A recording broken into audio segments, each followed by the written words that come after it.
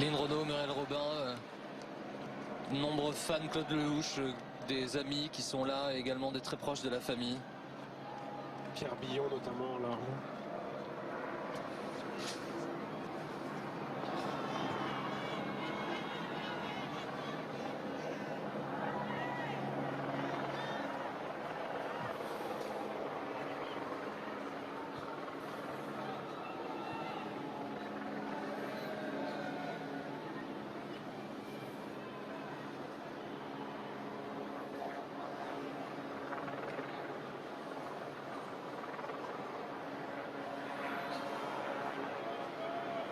Il y a quelque chose d'irréel à penser que Johnny Hallyday se trouve là. C'est exactement ce que j'allais dire. C'est vraiment, là ça commence à être très difficile à croire. On était dans le concert, on était avec les motos, on était avec ses amis et là, eh bien, le cercueil qui sort et qui devient vraiment, tout ça devient réel et ça c'est très particulier. Et les applaudissements de la foule pour Johnny Hallyday.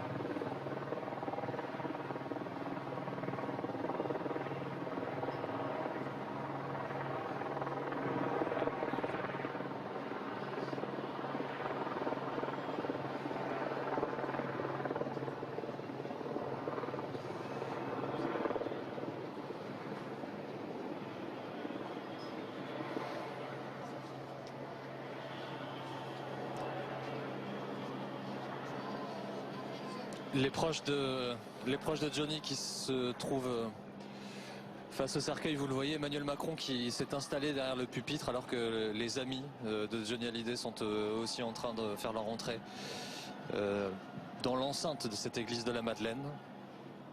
Et tous vont écouter le chef de l'État prononcer quelques mots pour Johnny Hallyday.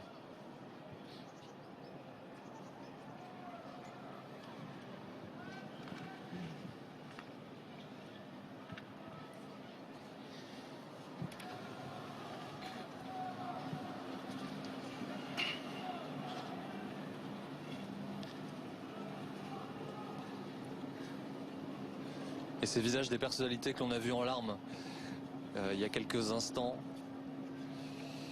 et qui seront donc nombreux tout à l'heure à lui rendre hommage. Marion Cotillard que l'on a vu particulièrement ému, notamment qui lira un texte. Jean Reno également, Sandrine Kiberlin, Patrick Bruel. Ils rendront hommage tout à l'heure à Johnny Hallyday. Les voici maintenant ressemblés. Mes chers compatriotes, vous êtes là pour lui, pour Johnny Hallyday.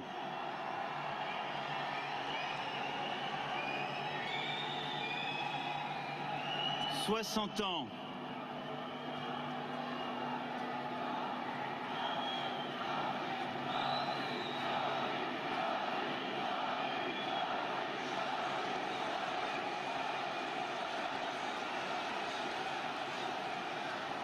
Près de 60 ans de carrière, 1000 chansons, 50 albums. Et vous êtes là,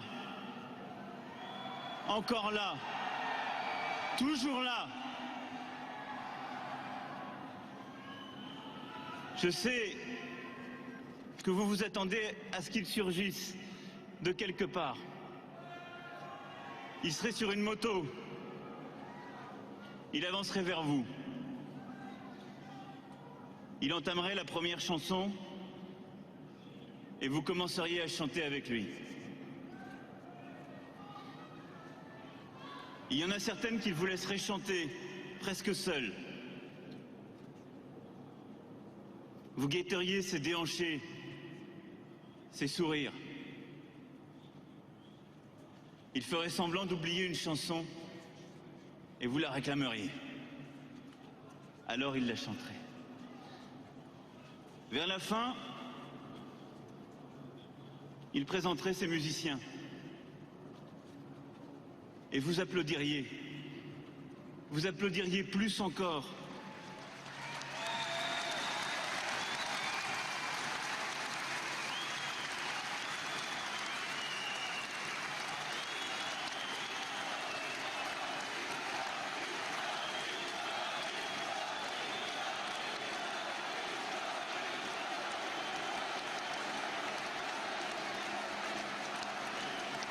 Pour que cela ne finisse jamais.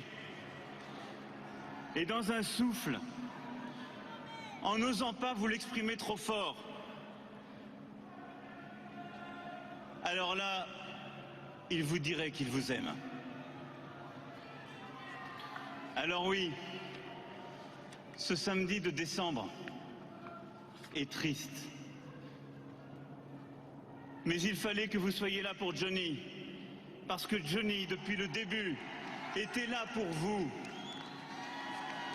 Dans chacune de vos vies, il y a eu ce moment où l'une de ces chansons a traduit ce que vous aviez dans le cœur, ce que nous avions dans le cœur. Une histoire d'amour, un deuil, une résistance, la naissance d'un enfant, une douleur. Dans sa voix, dans ses chansons, dans son visage.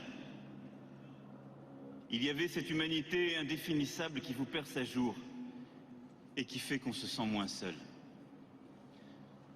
C'est comme cela que Johnny est entré dans nos vies. Par ce blues qui dit nos misères et nos bonheurs. Par ce rock qui dit nos combats et nos désirs. Et pour beaucoup, il est devenu une présence indispensable. Un ami, un frère. Et je sais que certains aujourd'hui ont le sentiment d'avoir perdu un membre de leur famille. Je sais que beaucoup d'entre vous, depuis quelques jours, découvrent une solitude étrange. Mais vous aussi, vous étiez dans sa vie. Vous l'avez vu heureux, vous l'avez vu souffrir. Vous avez vécu ses succès, ses échecs, vous l'avez vu parcourir le moindre recoin du pays, passer près de chez vous, chanter dans les petites salles et dans les plus grands stades. Vous l'avez vu frôler la mort plusieurs fois et vous avez tremblé pour lui. Vous avez aimé ses amours.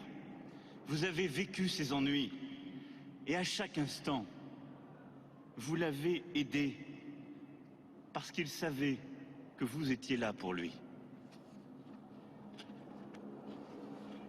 Nous sommes là avec sa famille, avec Sylvie Vartan, Nathalie Baye, Laetitia Hallyday, avec ses enfants,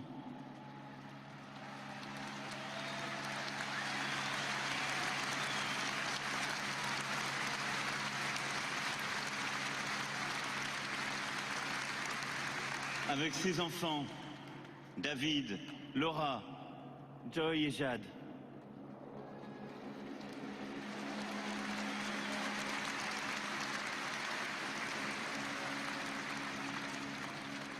Avec ses petits-enfants, Emma, Ilona, Cameron.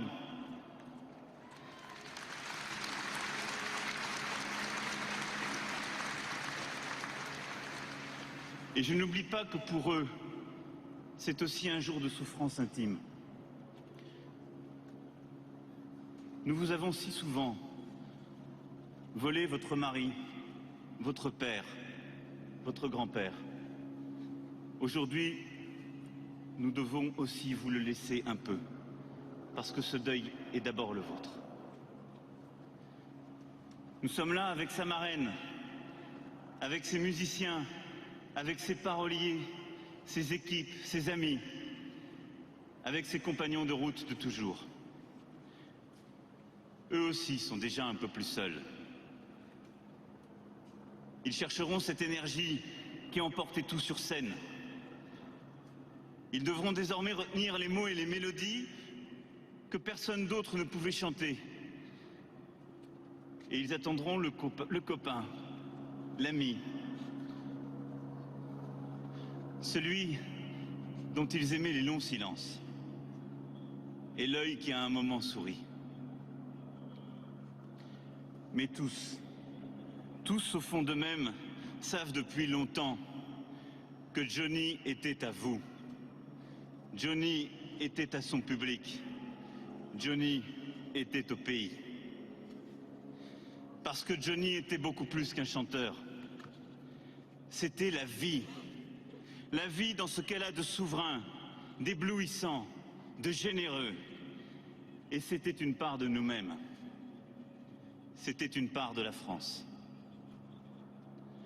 Que ce jeune Belge, décidant de prendre un nom de scène anglo-saxon, soit allé chercher très loin le blues de l'âme noire américaine, le rock'n'roll de Nashville, pour le faire aimer aux quatre coins du pays, était hautement improbable.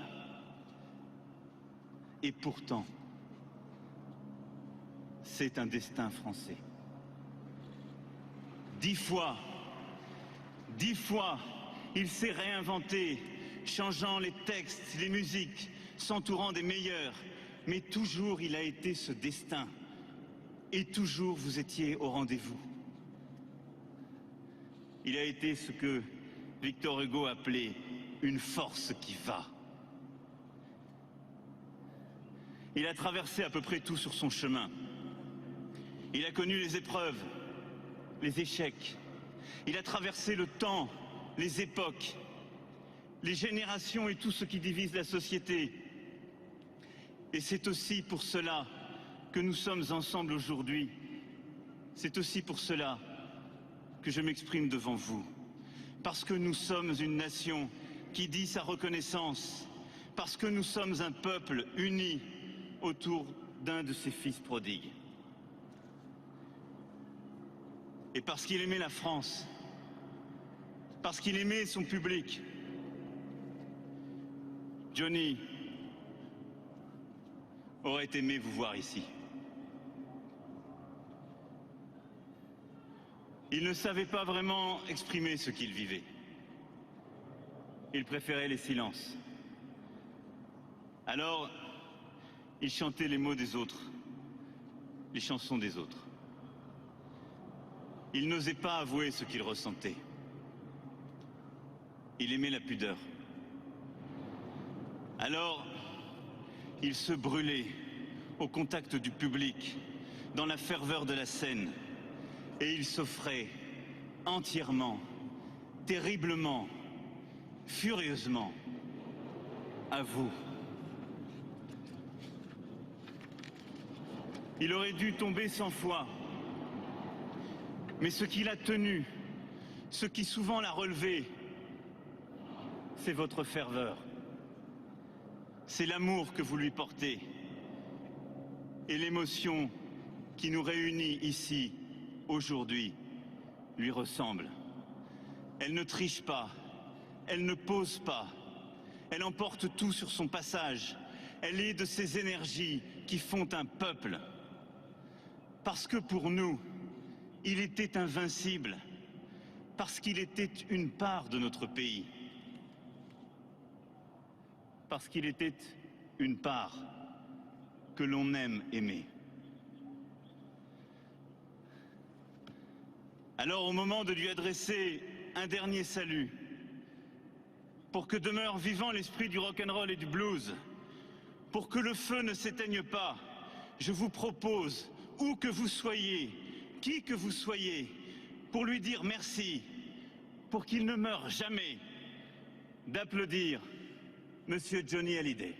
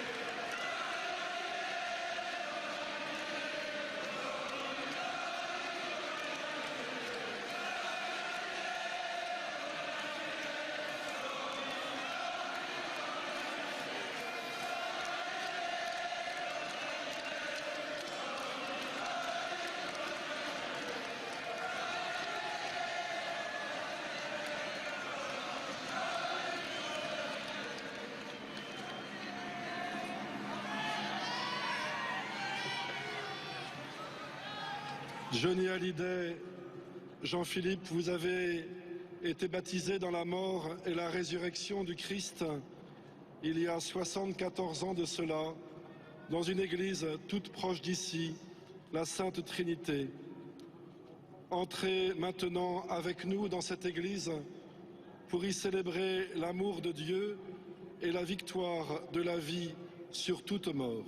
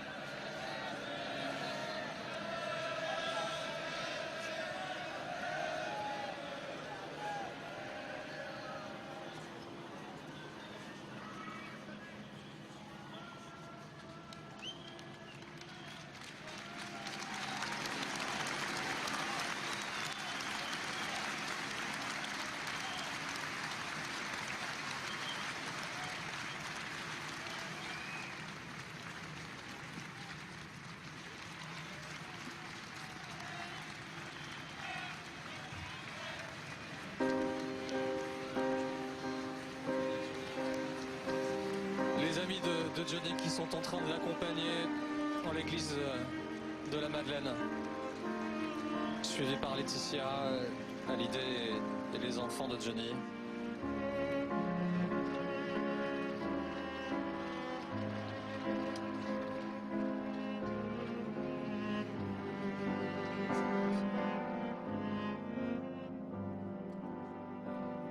Sébastien Ferrand, Maxime Nucci, Pierre Billon, je pense aussi qu'on aperçoit, qui est en train de... Ce sont ses amis qui sont en train de l'accompagner.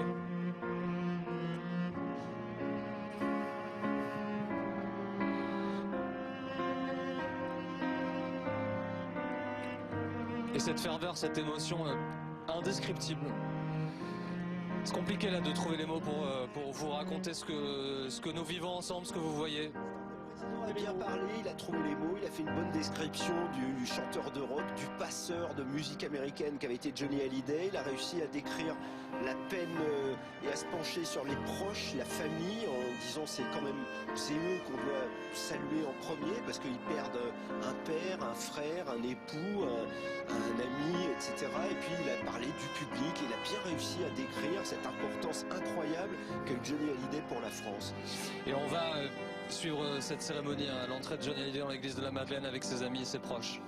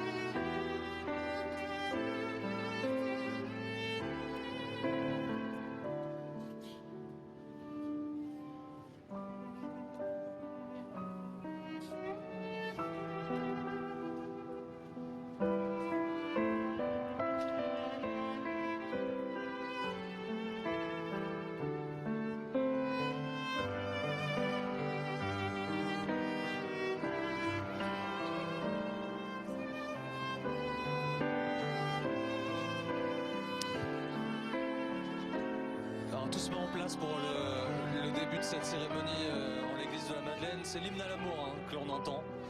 Magnifique chanson. En 1995 pour terminer son spectacle, hommage à Piaf. Son arrangeur musical Cassard. qui est là, Yvan Cassard. On l'a donc vu entrer porté par ses meilleurs amis, Jean-Claude Darmon, son manager Sébastien Farran, Pierre Billon et puis Maxime Nucci, l'un de ses tout derniers musiciens. Jean-Claude Camus qui était là aussi. Bien sûr. Évidemment. Alain Souchon qu'on vient de voir. On a vu Alain Souchon, Laurent Voulzy, il y a une foule importante toujours là parce que la cérémonie est retransmise sur les écrans géants. Son producteur Bertrand Lamblot. Et la fin de l'hymne à l'amour qui résonne. Pendant que la famille s'installe, Laetitia Hallyday, Et la cérémonie qui commence. Monsieur le Président du Vincent Sénat, Mandon. Mesdames et Messieurs les ministres, Madame la maire de Paris, Madame la présidente de région, Mesdames et Messieurs les élus, vous tous représentants des institutions de notre pays, et vous tous, chers amis, frères et sœurs, nous sommes rassemblés dans cette église consacrée à Sainte Marie-Madeleine, Marie-Madeleine, celle dont l'amour pour Jésus ne s'est jamais démenti, celle à qui l'on peut tout demander et de la prière de laquelle on peut tout obtenir. Bien des paroles se pressent dans nos cœurs et dans nos têtes. Il y aurait tant à dire, tant à partager. Deux d'entre nous, deux des amis de Johnny Hallyday, Monsieur Philippe Labro et Monsieur Daniel Rondeau, vont maintenant partager avec nous leur amitié, leur attachement, leur espérance aussi. Et je vous invite à vous asseoir. Tu veux que j'aille le chercher, le déroulement ouais.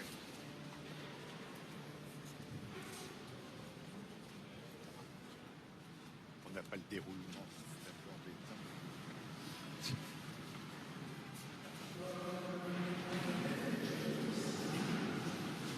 Essayons d'être à son diapason.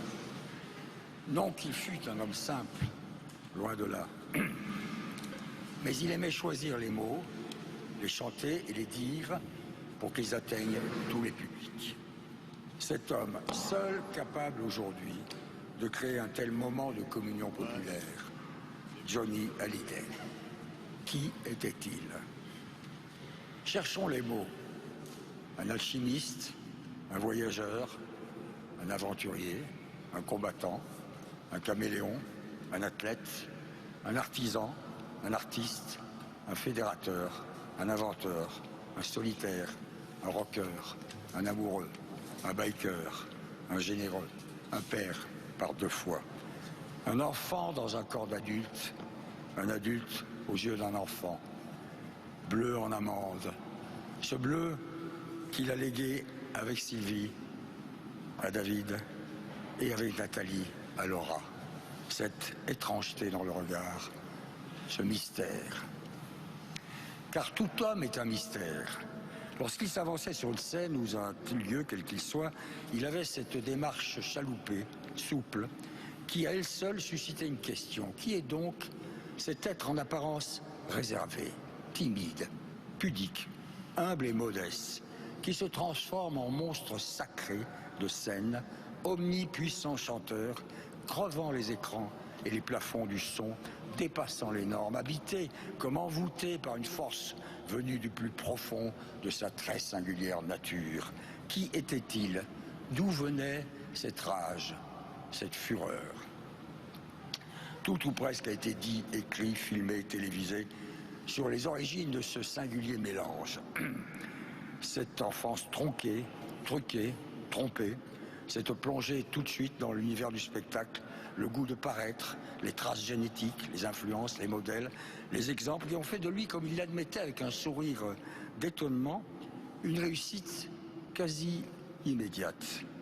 Ce qui fascine, les millions de gens qui ont voulu se reconnaître en lui, ce qui émeut et provoque estime et admiration, c'est qu'à travers toutes les chutes, les rebonds, les excès, les extravagances, Johnny est resté le même homme. L'homme, cette corde tendue au-dessus d'un abîme, comme l'écrivait Nietzsche. Comme si la gloire ne l'avait pas fait vaciller. La gloire. Voici donc un des mots-clés de l'énigme Hallyday. Il l'a connue très tôt, elle aurait pu le détruire. Car il y a la bonne et la mauvaise gloire. Il peut exister un poison de la gloire. Elle peut vous entraîner dans les pires comportements. Elle peut enfermer un être sur lui-même, le couper des autres, lui ôter toute notion du réel, toute clairvoyance. C'est une tentation, une porte ouverte vers l'ego hypertrophié, démesuré. C'est aussi la voie du désespoir, l'appel du néant. Johnny l'a suffisamment dit et raconté, sa peur de la mort, sa crainte de la solitude, l'empreinte majeure, jamais effacée, de l'abandon paternel dont il fut la victime, lui ont souvent fait frôler le désastre et l'autodestruction. Or, et c'est là qu'il est, entre autres raisons, digne de respect et d'admiration. Il a résisté au danger de cette gloire dévoyée. Et ce faisant, il s'est fabriqué, il s'est construit. Un homme ne naît pas un homme, il le devient. Hallyday devient un homme à travers ses épreuves, ses erreurs, ses virages sentimentaux, ses accidents et blessures, et par le déroulement de cette vie invraisemblable. Il accumule les expériences, il approfondit son jugement, il maîtrise sa voix. Elle devient de plus en plus grave, profonde, vigoureuse. À mesure qu'il franchit les obstacles et se casse la gueule, il se relève. Et la voix de Hallyday est nourrie par les douleurs et par les malheurs. C'est un curieux phénomène, plus il prend de l'âge, plus il prend de la force. Plus les choses de la vie vont mal, enfin vont chaotiques, plus il se fabrique. C'est à un de ces tournants chaotiques qu'a lieu un petit miracle. Il rencontre Laetitia qui va, confiera-t-il souvent, lui donner tout ce que l'on ne m'avait jamais donné. Le mot miracle est un cliché, je vous demande pardon, il n'y a pas de miracle dans la vie de Johnny Hallyday. Il y a des circonstances. Avec le recul, elles deviennent des évidences. Et au-delà et aux trois quarts de sa course folle, il était devenu évident, puisqu'il s'était construit dans ce but, qu'il allait atteindre le point fixe. Cette merveilleuse convergence d'amour, protection, disponibilité, conseil, assistance, patience, tolérance, incarnée par une jeune femme, Laetitia, qui me dira, il a appris à s'aimer, il ne croyait plus en grand-chose, il s'est accepté et il y a gagné la paix et l'équilibre. Il faut dès lors parler de grâce. La mauvaise gloire aboutissait au poison, la bonne gloire le conduit vers une sorte de grâce. Grâce dans son rapport aux autres, à leur écoute, interrogeant chacun sur sa vie, pourvu d'une dose inépuisable de gentillesse, de bienveillance, soulignée par un sourire d'indulgence et de compréhension, une faculté de pardon illimitée, un culte de l'amitié. Grâce dans son travail, dans le processus de création, en studio ou ailleurs, il fait preuve d'une sûreté de choix, une intuition de ce qui va ou ne va pas. Et il accorde à une nouvelle génération de musiciens, chanteurs, compositeurs, toute son attention car il sait qu'il apprendra d'eux autant qu'eux de lui. C'est la jeunesse. Il la scrute, il la suit, il l'observe, il ne s'en détachera jamais. Grâce dans son insatiable curiosité des autres, du temps qui passe, de ceux qui savent ce qu'ils ne savent pas. Sa curiosité, synonyme d'intelligence. Grâce dans son respect et sa proximité permanente avec le public. Les gens, il les aime. Il est en partage constant avec eux. Il sait ce que veut le public et il leur donne, même quand ils décident de changer de costume ou de thématique. Il donne et eux lui rendent. Grâce enfin dans l'épanouissement de l'amour pour elle, Laetitia, pour ses enfants, les plus âgés comme les plus jeunes, Jade et Joy, à l'égard desquels il déploie l'art d'être un père, baignant enfin dans ce que Mauriac appelait le lait de la tendresse humaine. Et si l'on devait faire le compte des mots prononcés dans les 1000 chansons de Johnny, on y trouvera en premier le mot amour. La grâce enfin dans sa confrontation à la douleur, à la souffrance, le refus de la mort, une résistance d'acier, un combat dont jusqu'au dernier jour, il vaudra croire qu'il le gagnerait. Un courage inouï, venu d'un corps qui, même diminué, avait été le corps d'un colosse. Ainsi donc, la grâce aura été l'aboutissement de sa gloire. La gloire et la grâce, tel pourrait être le titre du roman de sa vie. Laetitia m'a confié, quand il est tombé au sol dans le bureau transformé en chambre d'hôpital, il a levé les yeux au ciel. Et puis il s'en est allé. Voilà, il n'est plus là. Il est parti. Et une immense partie de toutes nos histoires, à nous tous et toutes, ici et ailleurs, est partie avec lui. Il a levé les yeux au ciel. On pense à la phrase finale d'un film de Robert Bresson que Johnny Hallyday aurait pu prononcer. Quel drôle de chemin il m'a fallu prendre pour parvenir jusqu'à toi.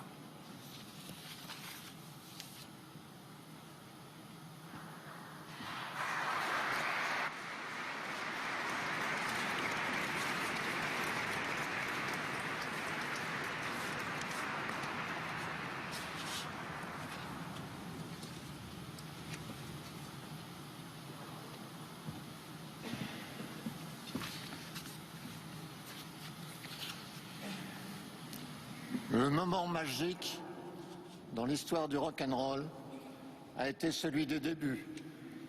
Au milieu des années 50, quand il n'est encore qu'une aventure improvisée pour jeunes gens des bas quartiers qui manient leur guitare comme des armes de rébellion massive. Cette musique binaire appartient à tout le monde et l'iconostase fait le tour de la terre.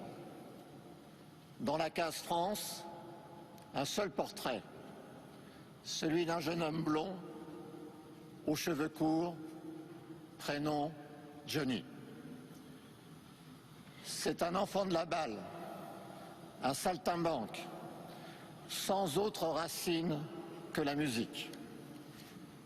À compter de cette date, Johnny ne cessera plus d'arpenter notre pays avec ses chansons.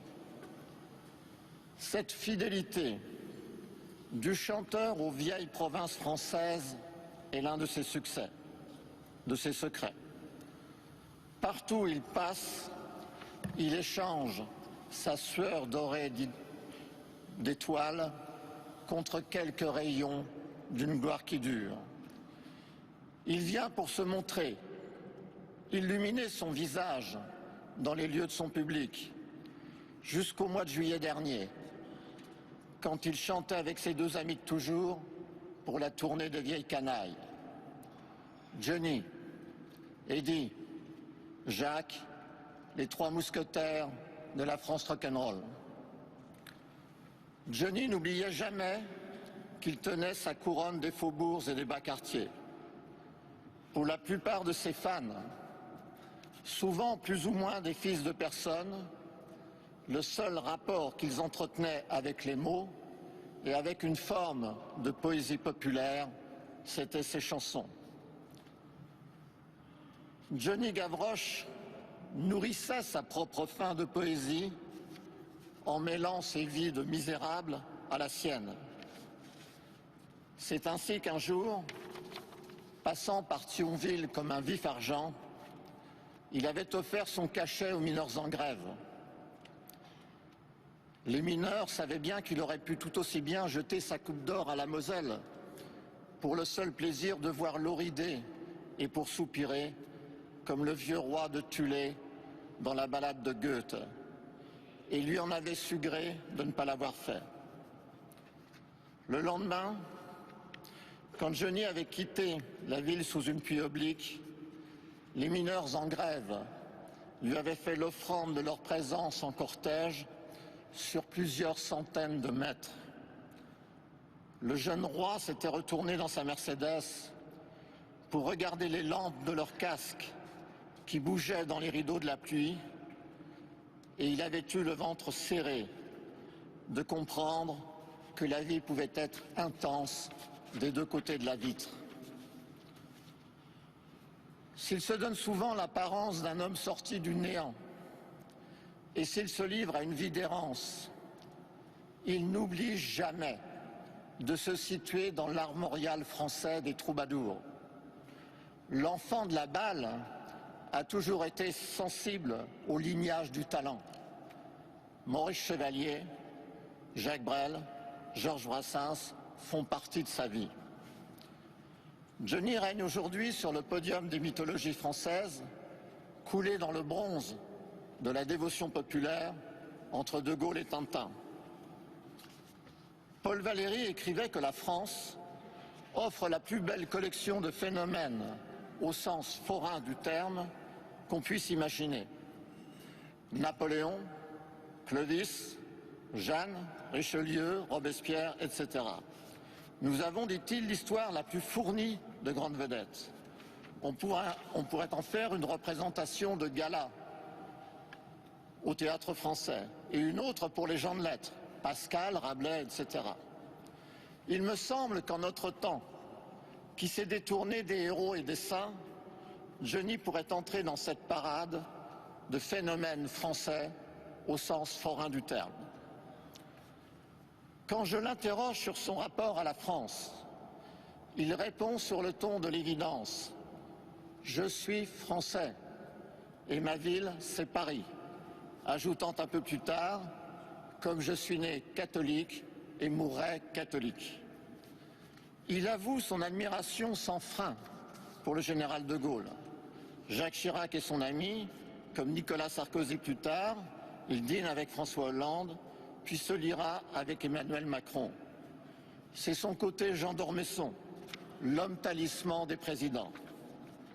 S'il admire le héros de la France libre, cela ne l'empêche jamais de chanter régulièrement à la fête de l'humanité. Le jour où je lui demande s'il accepterait d'enregistrer le chant des partisans pour le générique du film Les Hommes libres, nourri des interviews de résistants par Roger Stéphane, le très jeune libérateur de l'Hôtel de Ville de Paris, c'est d'ailleurs aujourd'hui l'anniversaire de la mort de Roger Stéphane, il me confie qu'adolescent sans laisse Nicolier, il a vécu chez Jean-Pierre Bloch et sa femme parce qu'il était l'ami de leur fils. Quand mon copain allait se coucher, dit-il, je les interrogeais sur leur combat pendant la guerre. C'étaient des gens formidables, des héros de la résistance, et ils m'ont beaucoup appris. En 60 ans de carrière, Johnny avait pris l'habitude de donner aux Français de grands rendez-vous, où ils se renouvelaient leurs vœux d'affection éternelle. Ils se sont ainsi retrouvés au Champ de Mars pour le 14 juillet, au Stade de France pour son anniversaire, mais aussi place de la République, après le Bataclan, un dimanche de janvier. Johnny était devenu le fils sans père, le tentateur, le petit chaperon rouge et le grand méchant loup, l'ange crucifié de la résurrection et du pardon. Le fils prodigue, le vagabond, rocker et troubadour, forever. Johnny nous a quittés. Oui, Johnny nous a quittés. Ce matin, dans les friches de la France abandonnée, comme dans les donjons de l'establishment, c'est le même cœur qui bat pour lui. Oui, notre cœur français bat pour toi, Johnny, comme il bat aussi pour vous, Laetitia, pour ta famille, Johnny, et pour tous tes enfants.